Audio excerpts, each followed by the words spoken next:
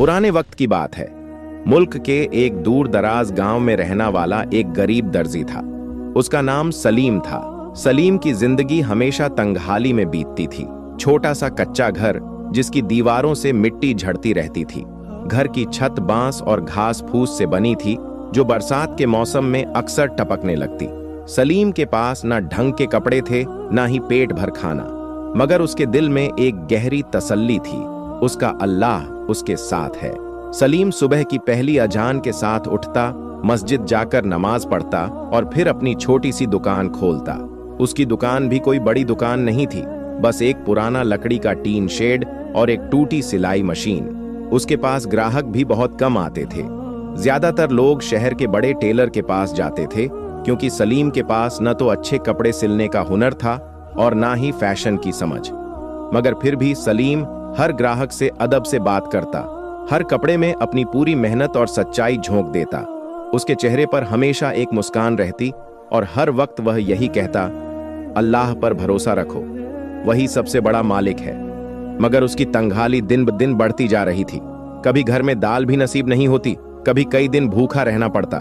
उसकी बीवी फातिमा अक्सर कहती, सलीम अब और नहीं सहा जाता, न तुम्हारे पास कमाई है न कोई हुनर, अल्लाह को भी क्या जवाब दोगे। सलीम बस मुस्कुराकर कहता, फातिमा मेरा काम कोशिश करना है, बाकी देना अल्लाह का काम है। अल्लाह देर करता है, अंधेर नहीं, उसकी रहमत में देर है, मगर खाली नहीं। उस रात सलीम नमाज के बाद मस्जिद के कोने में बैठा रहा। आंसू बहते रहे उसकी आंखों से। उसने अपने कांपते हाथों को ऊपर उठाया और कहा, या अल्लाह, तेरे दर से कभी मायूस नहीं लौटा। आज भी तेरी रहमत का दरवाजा खटखटा रहा हूं। मेरी हालत देख ले, मेरे बच्चों की भूख देख ले। अगर तू चाहे तो एक लम्हे में मेरी जिंदगी बदल सकता है। तेरी कुदरत में कुछ भी नामुमकिन नहीं। उस रात उसने ऐसी सच्ची और दर्द भरी दुआ की जैसे दिल से निकल रही हो।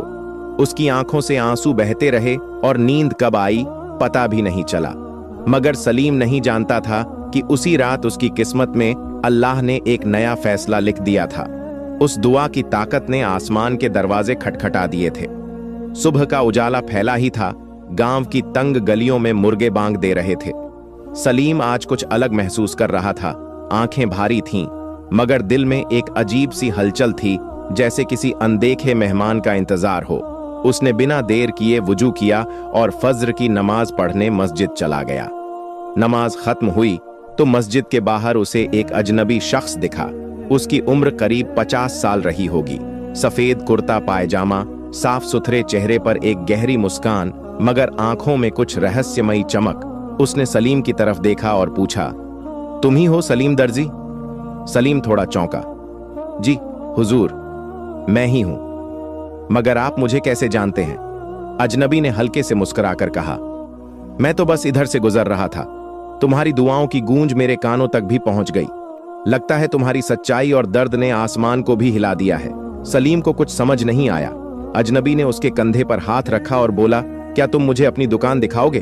सलीम सिर झुकाकर बोला, हुजूर, दुकान तो बहुत छोटी और फटीचर है, आप जैसे बड़े आदमी वहां क्यों जाएंगे? अजनबी ने हल्की सी हंसी भरी और कहा, चलो आज मैं देखता हूं उस दुकान को जहां एक गरीब का ईमान अब भी जिंदा है। दोनों साथ साथ चल पड़े। गांव की संकरी गलियों से गुजरते वक्त लोग हैरानी से उन्हें देख रहे थे। कईयों ने सोचा, कौन है ये सफेद कपड़ों वाला शख्स? सलीम की दुकान पर पहुंचते ही अजनबी ने चारों तरफ नजर दौड़ाई। टूटा दरवाजा, जंग लगी मशीन, फटे हुए कपड़े के टुकड़े और एक कोने में रखी कुरान शरीफ। सलीम की दुनिया का यही तो सहारा था। अजनबी ने मुस्कुराकर कहा, सलीम, क्या तुम मेरे लिए एक खास काम करोगे? सलीम ने सर झुकाकर कहा, हुजूर, आपके लिए जान भी हाजिर है, बस हुक्म करें। अजनबी ने जेब से एक कपड़े का टुकड़ा निकाला, किसी नर्म और बेशकीमती रेशमी कपड़े जैसा, मगर उस पर कुछ अजीब सा निशान बना था। उसने कहा, इस कपड़े पर तुम्हें सिर्फ एक लिबास तैयार करना है, मगर एक शर्त है, तुम इसे बिना किसी सवाल के पूरी ईमानदारी से बनाओगे। कभी मत सोचना कि ये किसका है, क्यों है, बस अल्लाह की नियत से इस काम को करना। सलीम ने कपड़ा हाथ में लिया। कपड़ा इतना नर्म था कि उसके हाथ कांपने लगे। ऐसा कपड़ा उसने कभी छुआ तक नहीं था। उसने सिर झुकाकर कहा, मैं इसे अपना फर्ज समझकर करूंगा, अल्लाह गवाह है। मेरे हाथ कभी बेईमानी नहीं करेंगे। अजनबी ने उसकी पीठ थपथपाई और कहा, सलीम, याद रखना, कभी कभी अल्लाह अपने बंदों की इम्तिहान लेता है। अगर तुम पास हुए तो इस कपड़े से तुम्हारी तंगहाली के सारे धागे खुल जाएंगे। अजनबी चलते चलते पलटा और एक बार फिर उसकी आंखों में झांका। उसकी मुस्कान जैसे सलीम के दिल की गहराई तक उतर गई। सलीम हैरान भी था और डरा भी। कौन था वो शख्स? कैसे उसके बारे में सब जानता था? क्या ये कोई इम्तिहान था या अल्लाह की रहमत का दरवाजा खुलने वाला था? सलीम उस रात सो नहीं सका। उसकी बीवी फातिमा ने भी पहली बार उसके चेहरे पर डर और उम्मीद का अजीब सा मिला जुला रंग देखा। सलीम को नहीं पता था कि यह मामूली कपड़ा नहीं, उसकी किस्मत बदलने वाला एक इम्तिहान था।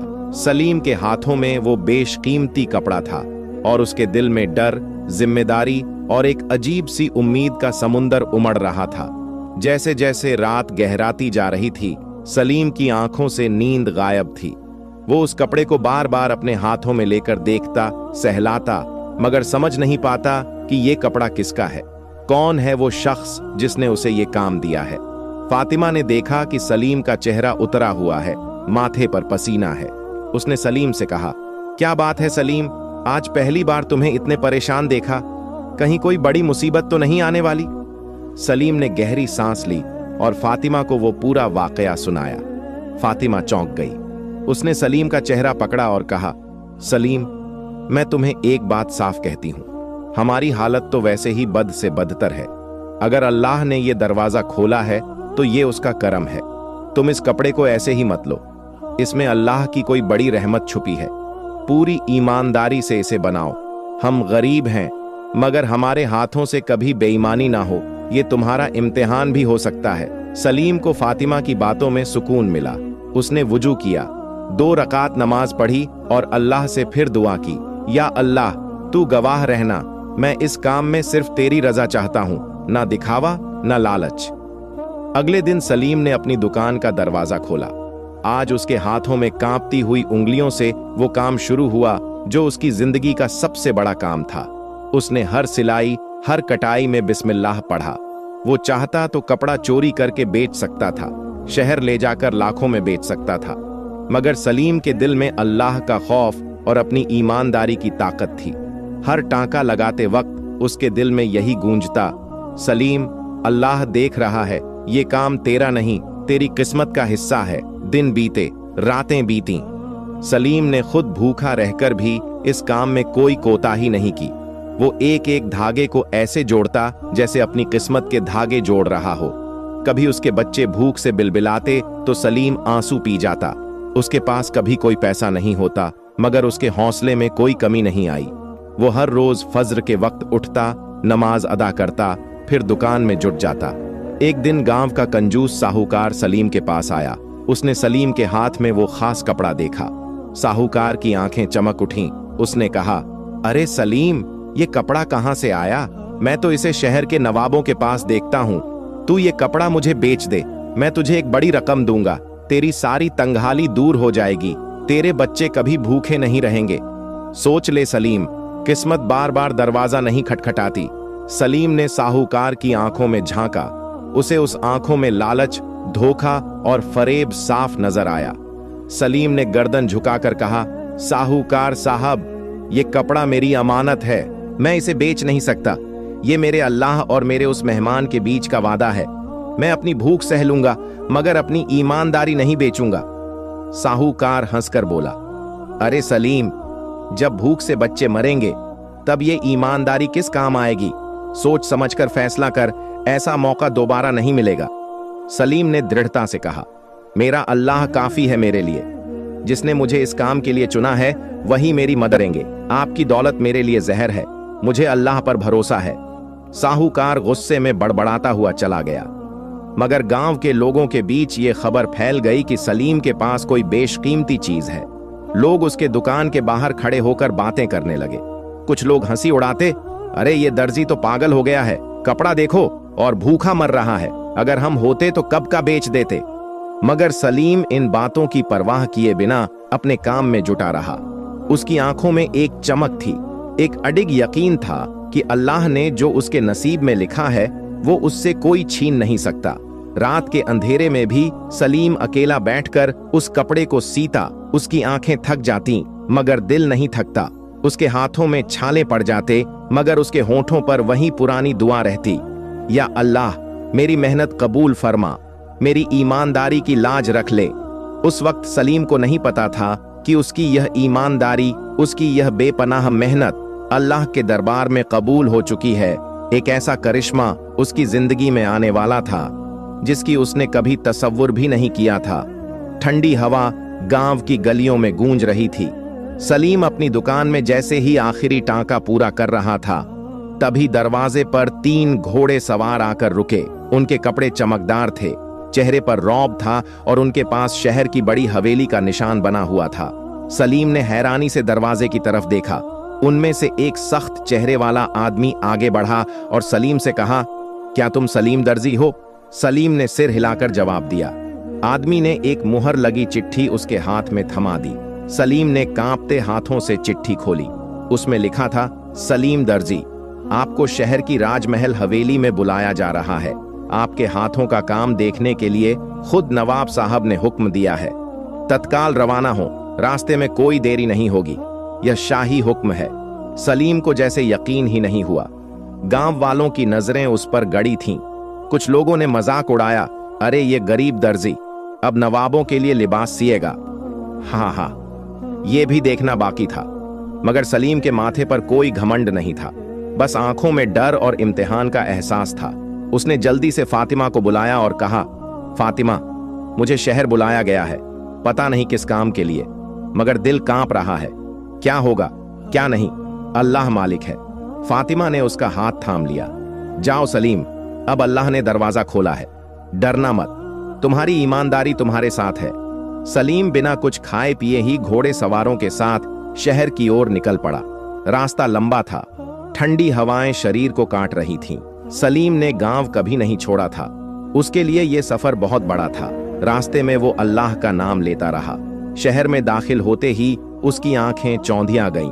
ऊंचे महल, बड़े बड़े बाजार, रोशनी से जगमगाते रास्ते, लोग रेशमी कपड़ों में बग्घियों में घूम रहे थे। सलीम खुद को उस भीड़ में बहुत छोटा और गुमनाम महसूस कर रहा था। हवेली के दरवाजे पर पहरेदार खड़े थे। जैसे ही सलीम ने चिट्ठी दिखाई, दरवाजे खोल दिए गए। भीतर का नजारा देखकर सलीम की सांसें अटक गईं। सोने से जड़े हुए दीवारें, बड़े झूमर और फर्श पर नर्म गलीचे। हर कोना शानो शौकत की कहानी सुना रहा था। अचानक एक सेवक ने उसे नवाब साहब के कमरे की तरफ इशारा किया। सलीम कांपते हुए आगे बढ़ा। कमरे के बीचों बीच एक ऊंचा सिंहासन था। उस पर बैठा था नवाब साहब, गंभीर चेहरे वाला, बड़ी दाढ़ी और गहरी आंखों वाला आदमी। उसने सलीम की तरफ देखा और आदेश दिया, क्या यही है वो दर्जी जिसने वो लिबास तैयार किया? सलीम ने सिर झुकाकर कहा, जी हुजूर। नवाब ने अपनी उंगलियों से इशारा किया। सलीम के हाथ से वो लिबास ले लिया गया। कमरे में सन्नाटा छा गया। सलीम का दिल जोर जोर से धड़क रहा था। सारी नजरें उसी पर थीं।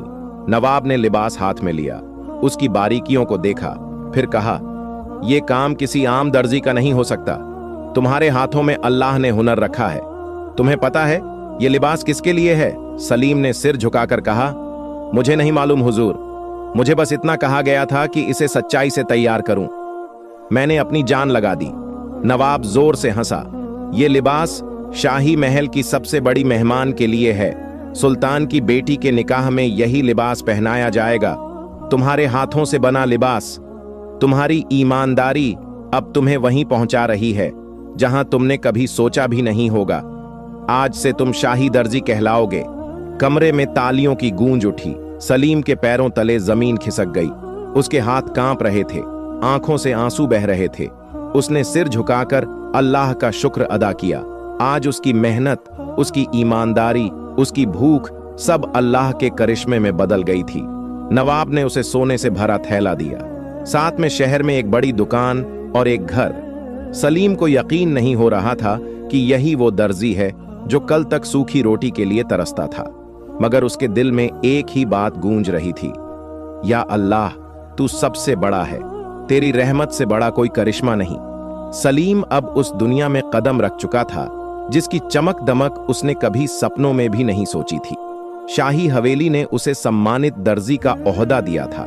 उसे नवाब साहब के हाथों इनाम मिला था और शाही बाजार के बीचों बीच एक आलीशान दुकान, सलीम को एक बड़ा मकान भी दिया गया जिसमें नौकर चाकर मौजूद थे। गांव का वही गरीब दर्जी जो कभी 2 वक्त की रोटी के लिए तरसता था, आज शहर के बड़े अमीरों में गिना जाने लगा था। मगर जब इंसान की दुनिया बदलती है तो उसके अंदर भी हलचल मचती है। सलीम के साथ भी यही हुआ। उसके पास अब हर वह चीज थी जो कभी उसके पास नहीं थी, दौलत, रुतबा, इज्जत। मगर उसके अंदर एक डर छुपा बैठा था, कहीं ये दौलत उसे खुद से दूर ना कर दे। शुरुआत के दिनों में सलीम खुद नम्रता और सच्चाई के साथ अपने काम में जुटा रहा। वो रोज मस्जिद जाता, अल्लाह का शुक्र अदा करता और अपने काम में वही पुराना तरीका अपनाता, हर लिबास में सच्चाई, हर धागे में ईमानदारी। मगर धीरे धीरे शहर की चकाचौंध, लोगों की चापलूसी और अमीरों की संगत ने सलीम के दिल पर दस्तक देना शुरू कर दिया। कभी वो जो अपने फटे पुराने कपड़ों में इज्जत महसूस करता था, अब महंगे लिबास पहनने लगा। कभी जो खुद भूखा रहकर भी दूसरों को खिलाता था, अब अपनी बड़ी मेज पर शाही दावतें करने लगा। गांव के वो पुराने साथी जो कभी उसके दुख दर्द में शामिल होते थे, अब उसकी नजरों से ओझल हो गए। सलीम का मन 2 हिस्सों में बंटने लगा था। एक हिस्सा उसे अल्लाह की याद दिलाता, उसकी गरीबी की यादें जगाता। दूसरा हिस्सा उसे कहता, तुम अब बड़े आदमी हो, तुम्हें अब गांव की बातों से ऊपर उठ जाना चाहिए। फातिमा ने भी ये बदलाव महसूस किया। वो कभी कभी सलीम से कहती, सलीम, तुम्हें याद है ना जब हमारे बच्चे भूखे थे, जब हम मिट्टी के घर में रहते थे, अल्लाह ने हमें ये दौलत दी है, मगर इस दौलत में भी एक इम्तिहान छुपा है, हम कहीं अपने ईमान को खो ना दें। सलीम चुप हो जाता। उसके अंदर एक तूफान उठता, मगर वो उसे नजरअंदाज कर देता। उसे अब महल की दावतों में बुलावा आने लगा था। शहर के बड़े लोग उसके दोस्त बन गए थे। हर कोई उसे सलाम करता, उसके आगे झुकता। मगर वो नहीं जानता था कि ये दुनिया सिर्फ दिखावे की है। एक दिन शहर में एक बुजुर्ग फकीर उसकी दुकान के बाहर आया। उसकी आंखों में भूख, चेहरे पर दर्द और हाथ में एक पुराना कटोरा था। उसने सलीम से कहा, मालिक, अल्लाह के नाम पर कुछ दे दो, 3 दिन से भूखा हूं। सलीम उस वक्त अपने नए दोस्त, शहर के बड़े कारोबारी के साथ बैठा था। उसने उस फकीर को घूर कर देखा और नौकर से कहा, इसे दूर भगाओ, ये गरीब लोग दुकान की शोभा खराब करते हैं। मुझे शाही ग्राहक चाहिए, ये फटेहाल लोग नहीं। फकीर चुपचाप चला गया, मगर जाते जाते उसने सलीम की आंखों में झांक कर कहा, अल्लाह की रहमत को भूलना मत। जिसने तुम्हें उठाया है वो गिरा भी सकता है। दौलत एक इम्तिहान है, रहमत नहीं। सलीम के दिल में वो बात कहीं गहराई तक उतर गई, मगर उसने खुद से कहा, ये सब फकीरों की बातें हैं। मैं अब बड़ा आदमी हूं, मेरे पास सब कुछ है, मुझे किसी की नसीहत की जरूरत नहीं। उस रात सलीम बड़े महल की दावत में गया। शहर के बड़े लोग, अमीर, ताजिर, नवाब वहां मौजूद थे। सलीम के लिए आज एक खास तोहफा रखा गया था। उसे शहर के सबसे अमीर दर्जी का खिताब दिया गया। मगर जब उसने उस खिताब को अपने हाथ में लिया तो अजीब सी बेचैनी हुई। उसे अपने पुराने दिन याद आए, उसके हाथ कांपने लगे। उसने देखा कि हर कोई उसकी तरफ देख रहा है, मगर उसकी आंखों में खुशी नहीं, बस खोखली चमक थी। सलीम के अंदर एक गहरी हलचल उठने लगी। क्या ये वही सलीम है जिसने अपने बच्चों के भूखे पेट को देखकर भी अल्लाह पर भरोसा रखा? क्या अब वो इतना बदल चुका है कि एक फकीर की भूख उसकी नजरों में बोझ बन गई है? उस रात सलीम की नींद टूट गई। उसने खुद को आईने में देखा। एक अजनबी चेहरा जो कभी सच्चाई से भरा था, अब नकली मुस्कान से सजा हुआ था। उसने खुद से कहा, सलीम, तू अपने आप को खो बैठा है। अल्लाह ने तुझे आजमाया और तू उस इम्तिहान में फेल हो रहा है। अगर आज तू नहीं जागा तो तुझसे सब कुछ छिन जाएगा। उसकी आंखों से आंसू बहने लगे। उसे एहसास हुआ कि उसके पास दौलत है, मगर दिल से सुकून गायब है। वो रात थी उसकी जिंदगी की सबसे लंबी रात, जिसमें सलीम अपने आप से लड़ता रहा। सलीम पूरी रात जागता रहा। उसके कमरे की दीवारें, जो कभी उसे अपनी कामयाबी का गवाह लगती थीं, आज उसे बेगानी और सूनी लगने लगीं। सोने के पलंग पर लेटे हुए भी सलीम को बिस्तर कांटों भरा महसूस हो रहा था। उसके सामने अपने अतीत की परछाइयां बार बार उभर रही थीं।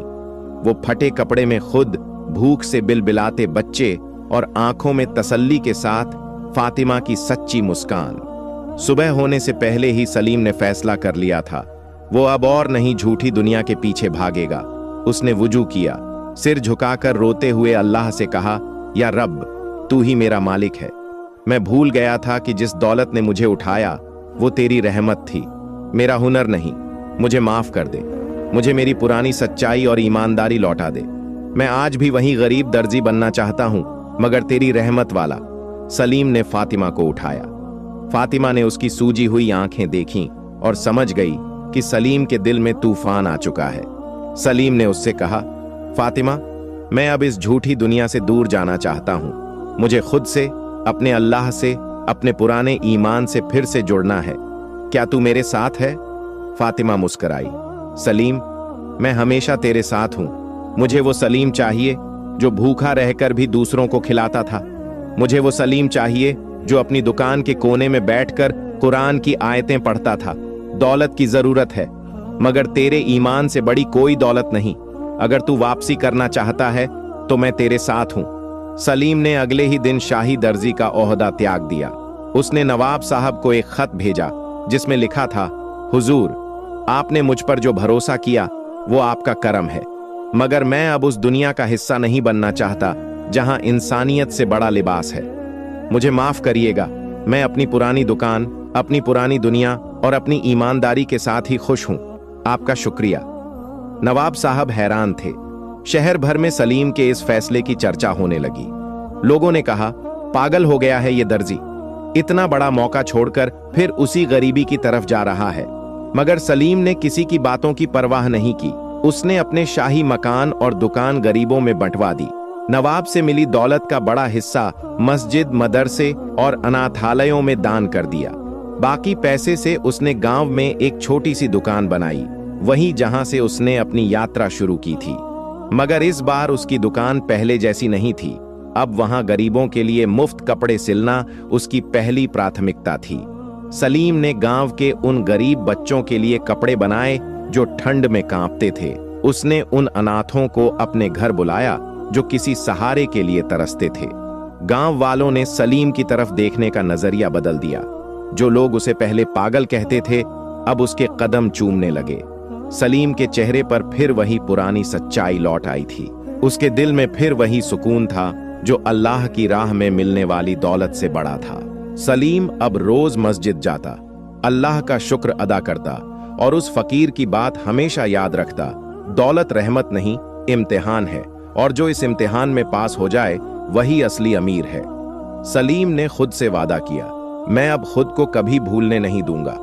मेरी दुकान अल्लाह की अमानत है, मेरा हुनर अल्लाह की नेमत है और मैं उसका बंदा हूं, उसका शुक्रगुजार हूं। सलीम की जिंदगी अब फिर से एक नई शुरुआत कर चुकी थी, मगर यह शुरुआत अब दौलत की नहीं बल्कि सच्चाई, ईमानदारी और इंसानियत की थी। उसके पास बहुत कम था, मगर वो सबसे बड़ा इंसान बन चुका था। गांव की गलियों में आज कुछ अलग ही माहौल था। सलीम की सादगी और ईमानदारी ने लोगों के दिलों में एक नई लहर पैदा कर दी थी। वो लोग जो कभी दौलत के पीछे भागते थे, अब सलीम की दुकान के बाहर बैठकर उससे सलाह लेने लगे थे। गांव के छोटे व्यापारी, किसान, मजदूर, हर कोई उसकी बातों में अल्लाह की बरकत महसूस करने लगा था। सलीम की दुकान अब सिर्फ कपड़े सिलने की जगह नहीं रह गई थी। वहां हर रोज लोग अपने दुख दर्द लेकर आते, सलाह मांगते और सलीम उन्हें अल्लाह की याद, ईमानदारी और मेहनत की तालीम देता। उसकी बातें अब गांव में एक मिसाल बन चुकी थीं। एक दिन गांव का वही साहूकार जिसने कभी सलीम का मजाक उड़ाया था, खुद उसकी दुकान में आया। उसके चेहरे पर अफसोस था। उसने सलीम के सामने सिर झुकाकर कहा, सलीम, मैं गलत था। तूने दिखा दिया कि दौलत से बड़ा इंसानियत का रास्ता है। मुझे माफ कर दे। मैं अब तेरे साथ मिलकर गांव की मदद करना चाहता हूं। मैं भी चाहता हूं कि मेरी दौलत सही जगह लगे। सलीम ने साहूकार की आंखों में झांका। वो वही आंखें थीं जो कभी लालच और घमंड से भरी रहती थीं, आज उनमें शर्म और पछतावा था। सलीम ने मुस्कुराकर कहा, दौलत की असली कीमत तब है जब वो दूसरों की भलाई में लगे। अल्लाह हर किसी को दूसरा मौका देता है। अगर तुम सच्चे दिल से बदलाव लाना चाहते हो तो मैं तुम्हें कभी मना नहीं करूंगा। साहूकार ने सलीम के साथ मिलकर गांव में एक अनाथालय और मुफ्त अस्पताल बनवाया। गांव के गरीबों को मुफ्त इलाज और बच्चों को मुफ्त तालीम मिलने लगी। सलीम का सपना धीरे धीरे हकीकत बनने लगा था। एक ऐसा गांव जहां ईमानदारी, इंसानियत और मदद का माहौल हो। गांव के युवा जो कभी शहर भागने के सपने देखते थे, अब गांव में ही रहकर काम करने लगे। सलीम ने उन्हें हुनर सिखाया, कपड़े सिलना, कढ़ाई करना, ईमानदारी से व्यापार करना। वो कहता, शहर की चमक दमक से ज्यादा जरूरी है दिल की सफाई और मेहनत की कमाई। अल्लाह उस हाथ को पसंद करता है जो दूसरों का सहारा बनता है। सलीम का ये बदलाव अब सिर्फ गांव तक सीमित नहीं रहा, शहर से भी लोग आने लगे। उसकी दुकान के बाहर कतार लगने लगी। लोग उससे सीखने लगे कि दौलत से ऊपर भी एक दुनिया है, सच्चाई और अल्लाह की रजा वाली दुनिया। एक दिन शहर से आए एक बड़े व्यापारी ने सलीम से कहा, सलीम साहब, आप शहर में एक बड़ी फैक्ट्री खोलिए, हम आपका नाम देश भर में फैलाएंगे, आपका ब्रांड बड़ा बनेगा। सलीम ने मुस्कुराकर जवाब दिया, भाई, मेरा नाम अल्लाह के बंदों की दुआओं में है। मुझे दौलत नहीं, दिल जीतने हैं। अगर मैं अपने गांव में रहकर एक गरीब का चेहरा खिला सकता हूं, तो मुझे किसी ब्रांड की जरूरत नहीं। मेरा ब्रांड मेरा ईमान है, मेरा ब्रांड मेरी सच्चाई है। लोग सलीम की बातें सुनकर हैरान रह जाते, मगर उसके चेहरे की चमक, उसके लहजे की सच्चाई लोगों के दिलों में उतर जाती। धीरे धीरे गांव एक मिसाल बन गया। दूसरे गांवों से लोग यहां सीखने आने लगे। गांव का नाम दूर दूर तक फैल गया। सलीम अब खुद को फिर से उसी गरीब दर्जी की तरह महसूस करता था, मगर इस बार उसकी दुकान एक मदरसा बन चुकी थी, जहां लोग सीखने आते थे कि सच्चाई, सब्र और ईमानदारी की ताकत किसी भी दौलत से बड़ी होती है। शहर का मंजर बदलने लगा था। सलीम का नाम अब गांव की सीमाओं से निकलकर शहर के गलियारों, बाजारों और महलों तक गूंजने लगा था। सच्चाई, ईमानदारी और इंसानियत की मिसाल अब सिर्फ सलीम नहीं था, बल्कि उसका गांव भी बन चुका था। लोग उसके गांव को सच्चाई का गांव कहने लगे थे। शहर के अखबारों में उसकी कहानियां छपने लगीं। मगर जिस शहर में सियासत, लालच और दिखावे का खेल चलता था, वहां सलीम की सच्चाई और सरलता की बातें कुछ ताकतवर लोगों को चुभने लगीं। शहर के बड़े व्यापारी जो गरीबों को लूटते थे, घूसखोर अफसर जो लोगों की उम्मीदों का सौदा करते थे, सबके बीच एक बेचैनी फैलने लगी थी। उन्हें डर था कि अगर सलीम की ये मुहिम फैल गई तो उनकी दुकानदारी, उनके झूठे बिजनेस, उनकी राजनीति सब डूब जाएगी। उन्होंने शहर के बड़े नेता मीर साहब के पास जाकर कहा, मीर साहब, ये सलीम बहुत खतरनाक हो रहा है। लोग अब हमारी बात नहीं सुनते। अगर यही चलता रहा तो हम सबका कारोबार चौपट हो जाएगा। हमें सलीम को सबक सिखाना होगा। मीर साहब ने गुस्से में अपनी कुर्सी थपथपाई। ये गरीब दर्जी शहर की हवा बदल रहा है। अरे, हम वो लोग हैं जो हुकूमत बनाते हैं और ये फटेहाल दर्जी हमें आंखें दिखाएगा। अब देखो मैं क्या करता हूं। मीर साहब ने अपने गुर्गों को बुलाया, उनसे कहा, इस सलीम को डराओ, धमकाओ, उसकी दुकान तोड़ दो, उसके गांव में ऐसा खौफ फैला दो कि लोग फिर से हमारे दरबार में लौट आएं। ये गरीबों का हीरो नहीं बन सकता, शहर का हीरो हम हैं। रात के अंधेरे में जब पूरा गांव सो रहा था, मीर साहब के गुंडे ट्रकों में भरकर गांव पहुंचे, हाथों में लाठियां, चेहरों पर नकाब। उन्होंने सलीम की दुकान के सामने आकर ललकारा, सलीम, बाहर आ, अब बहुत हो गया तेरा ड्रामा, ये गरीबों का सपना तोड़ देंगे हम। सलीम बाहर आया, उसके साथ गांव वाले भी खड़े हो गए, मगर गुंडों की संख्या ज्यादा थी। उन्होंने दुकान पर हमला कर दिया। सलीम के हाथ से कुरान गिर गई, उसकी सिलाई मशीन तोड़ दी गई, अनाथालय में आग लगा दी गई। गांव का हर कोना खौफ में भर गया, और जब गुंडे चले गए तो पीछे सिर्फ राख, टूटी दुकानें और डरी हुई आंखें बची थीं। सलीम घुटनों पर गिर पड़ा, उसके आंसू बहने लगे। उसकी बरसों की मेहनत, उसकी ईमानदारी की इमारत जल रही थी। गांव वाले भी डरे हुए थे। कुछ ने सलीम से कहा, अब बहुत हो गया सलीम, ये बड़े लोग हमें जीने नहीं देंगे, हमारे बच्चों की जान खतरे में है, तू अब हार मान ले। मगर सलीम ने अपने आंसू पोंछे। उसने अपनी टूटी दुकान के कोने से कुरान शरीफ उठाई, अपनी छाती से लगाई और कहा, जब मक्का के मुसलमानों पर भी जुल्म हुआ था तो उन्होंने सब्र किया था, अल्लाह ने उन्हें फतह दी थी। मैं भी हार नहीं मानूंगा। ये मेरी लड़ाई नहीं है, ये हक और इंसाफ की लड़ाई है, ये ईमानदारी और इंसानियत की लड़ाई है। मैं डरूंगा नहीं, मेरी दुकान फिर से बनेगी, अनाथालय फिर से खुलेगा, मगर मैं मीर साहब और उनके जैसे लोगों के सामने सिर नहीं झुकाऊंगा। सलीम ने गांव वालों को इकट्ठा किया। उसने सबको अल्लाह की कसम दी, अगर हम आज डर गए तो हमारी आने वाली नस्लें भी डर के साए में झेंगी। हम अपने बच्चों को डर नहीं, हिम्मत और सच्चाई का तोहफा देंगे।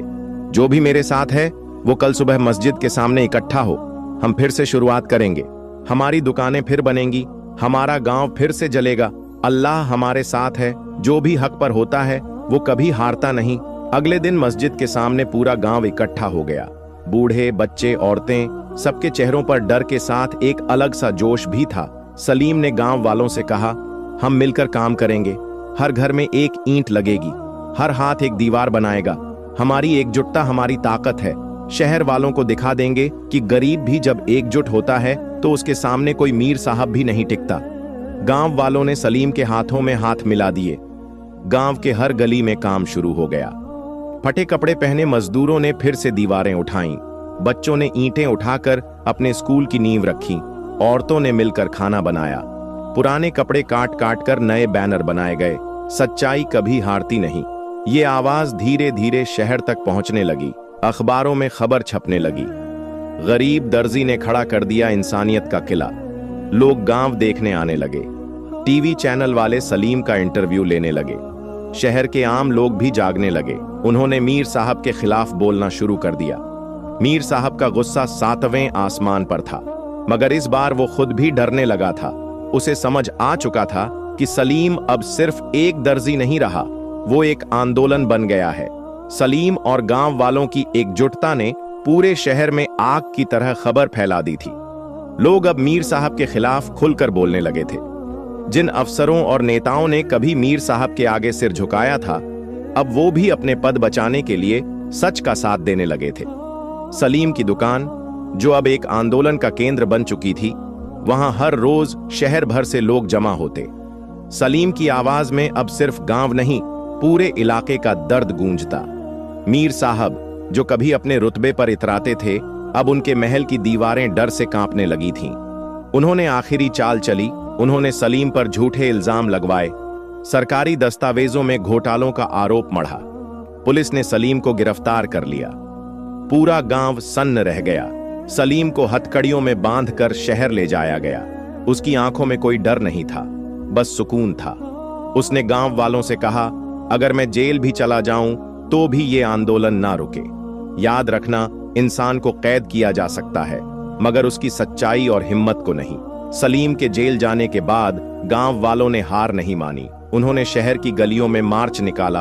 अखबारों, टीवी चैनलों और सोशल मीडिया पर सलीम की सच्चाई की लहर दौड़ गई। अमानवीय गिरफ्तारी का मुद्दा देश भर में फैल गया। मानवाधिकार संगठनों ने दखल दिया। लोगों ने सलीम की रिहाई के लिए प्रदर्शन शुरू कर दिए। आखिरकार हक की जीत हुई। कोर्ट ने सलीम को बेगुनाह घोषित कर दिया।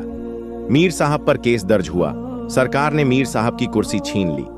वो आदमी जो कभी पूरे शहर को डराता था, अब खुद शहर छोड़कर भाग गया। सलीम जब जेल से बाहर निकला तो पूरा गांव, पूरा शहर उसके स्वागत के लिए खड़ा था। फूलों की मालाएं, तालियों की गूंज, मगर सलीम की आंखें झुकी हुई थीं। वो मंच पर चढ़ा और कहा, ये मेरी जीत नहीं है, ये उस हर गरीब की जीत है जो डरता था। ये उस हर ईमानदार इंसान की जीत है जो समझता था कि सच्चाई की कोई जगह नहीं। आज हमने दिखा दिया कि अगर दिल सच्चा हो, इरादा मजबूत हो, तो अल्लाह की रहमत से कोई भी जालिम टिक नहीं सकता। मगर याद रखना, ये लड़ाई कभी खत्म नहीं होती। हर रोज इंसान को अपने अंदर के लालच, घमंड और खुदगर्जी से लड़ना पड़ता है। अल्लाह का करम उन्हीं पर होता है जो कभी हार नहीं मानते। उस दिन गांव में जश्न हुआ, मगर सलीम ने खुद को भीड़ से दूर रखा। वो अपनी छोटी सी दुकान में बैठकर फिर से वही पुराने कपड़े सीने लगा, जैसे कुछ बदला ही ना हो। फातिमा ने कहा, सलीम, अब तू हीरो बन गया है। लोग तुझे नेता बनाना चाहते हैं। तू क्यों खुद को उसी गरीब दर्जी में समेटे बैठा है? सलीम ने मुस्कुराकर कहा, फातिमा, मुझे हीरो नहीं बनना, मुझे वही सलीम रहना है जो अल्लाह के सामने सिर झुकाता है। मुझे इंसानों की तारीफ से नहीं, अल्लाह की रजा से सुकून मिलता है। उस रात सलीम ने अकेले मस्जिद में जाकर दुआ मांगी, या अल्लाह, तूने मुझे जो इज्जत दी वो तेरी रहमत है। मुझे इस इज्जत में घमंड ना दे। मुझे हमेशा गरीबों का साथी बना। मुझे हमेशा उस रास्ते पर रखना जो तेरा है। अगर मैं फिर कभी बहक जाऊं तो मुझे संभाल लेना। मैं तेरा हूं और तुझी से रहमत चाहता हूं। सलीम के आंसू मस्जिद की ठंडी जमीन पर गिर रहे थे। उसकी आंखों में सुकून था, उसके दिल में सच्चाई का उजाला था।